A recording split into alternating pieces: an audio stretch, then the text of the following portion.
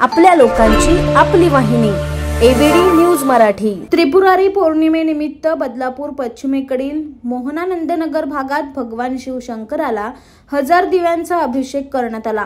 बदलापुरातील सामाजिक कार्यकर्ते तुषार साटपे यांच्या मार्फत गेल्या 6 वर्षापासून हा उपक्रम राबवण्यात येतोय।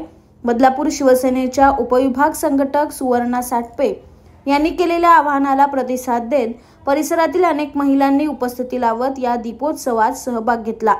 त्रिपुरारी पौर्णिमेचं औचित्य साधून या ठिकाणी सुंदर अशी दिव्यांची आरास करण्यात आली होती। या दिव्यांनी संपूर्ण परिसर उजळून निघाला होता।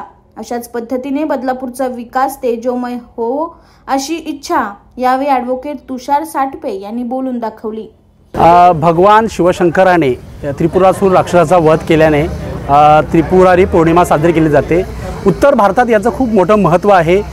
नदीला दिवे अर्पण केले जातात, दीपमाळ लावली जाते, मोठ्या प्रमाणात शंकराचे महादेवाच्या मंदिरांमध्ये दिवे लावले जातात आणि ही त्रिपुरारी पौर्णिमा मोठ्या उत्साहात शंकराची जी देवस्थानं आहेत त्या देवस्थानाने मोठ्या प्रमाणात साजरी केली जाते। आमच्या इथेही छोटं एक शंकराचं मंदिर आहे, त्याच्यामुळे आम्ही तिथे दरवर्षी दिवे लावतो। यावर्षी 1000 दिव्यांचा आमचा अभिषेक आहे शंकराला, भगवान शिवशंकराला।